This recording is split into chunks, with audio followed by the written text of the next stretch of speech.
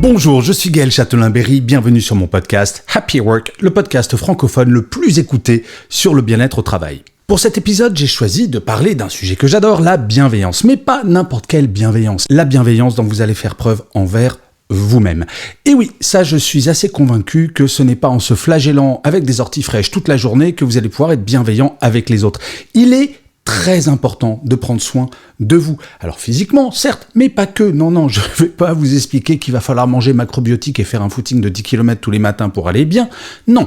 Là, ce que je vais vous expliquer, c'est comment, en 4 points très très simples, comment être bienveillant avec vous-même. Le premier point, c'est d'accepter vos défauts. Et oui, je suis désolé de vous l'annoncer, mais vous n'êtes pas parfait ou parfaite. Alors, si jamais vous l'êtes, merci de m'envoyer un petit email. Ça me ferait hyper plaisir de rencontrer la personne parfaite sur cette planète. Mais ça, on le sait toutes et tous qu'on n'est pas parfait. Mais on ne l'assume pas. Parfois, nos défauts nous énervent. Parfois, nos défauts nous font honte.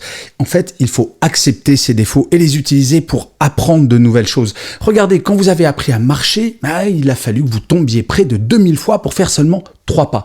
Eh bien, vos défauts, considérez-les comme vos qualités de demain.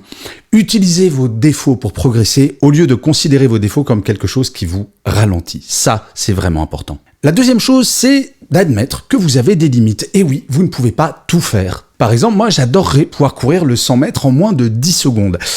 J'ai bien peur que quel que soit l'entraînement que je subisse, jamais je n'y arriverai. Il faut l'admettre. Alors là, je vous donne un exemple très exagéré, bien entendu, mais c'est plus facile pour comprendre. Mais c'est vrai de tout. Un autre exemple, j'adorerais pouvoir écrire de grands romans historiques.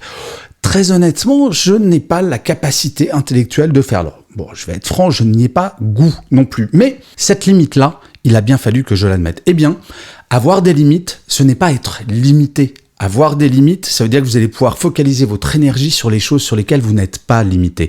Et donc, en donnant plus d'énergie à ces choses, vous allez pouvoir aller plus loin. Le troisième point est assez lié au précédent, puisqu'en fait, il va falloir que vous découvriez et que vous acceptiez vos qualités. Oui, je sais, c'est pas très franco-français de dire qu'on a des qualités, parce que ça peut faire prétentieux. Assumez vos qualités. Faites la liste de vos qualités, dites-vous, ça, c'est vraiment moi. Comme le disait un groupe que les moins de 20 ans ne peuvent pas connaître, comme on dit. Vos qualités, faites la liste, assumez-les et surtout, soyez-en fiers. Ça ne sert à rien sans cesse de se rabaisser, de dire qu'on n'est pas top. Oui, il y a des points sur lesquels vous êtes très bon et très bonne. Il faut les trouver, il faut l'admettre et parfois il faut même le revendiquer en disant « ça, je suis vraiment bon ». Et enfin, le dernier point, et ce n'est pas le moins important, c'est de savoir prendre soin de vous. Et oui, il vous arrive peut-être certains matins d'être fatigué, de pas être enjoué. Eh bien, c'est peut-être que vous n'avez pas assez de sommeil. Dormez plus, mangez mieux, prenez soin de vous, prenez du temps pour vous. Par exemple, être bienveillant envers soi-même, c'est déconnecter tous les soirs, c'est déconnecter le week-end. Ce n'est pas se dire que ces journées peuvent durer 12, 13, 14, 15 heures. Non. Être bienveillant envers soi-même, c'est se dire de temps en temps, prendre soin de soi, c'est normal et c'est sain.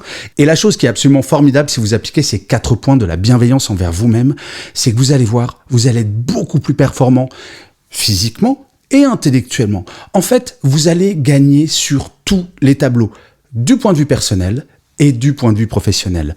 Bref, lancez-vous et je vous assure, vous ne le regretterez absolument jamais. Alors vous allez peut-être me dire, oui, c'est un peu naïf ce qu'il dit Châtelain-Berry. Croyez-moi, ça fait des années que je le fais. Je commence à être un petit peu expert en la matière. Cela fonctionne. Et je finirai comme d'habitude cet épisode de Happy Work par une citation.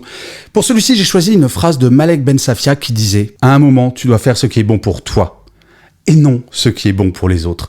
Je vous remercie 1000 fois d'avoir écouté cet épisode de Happy Work ou de l'avoir regardé si vous êtes sur YouTube.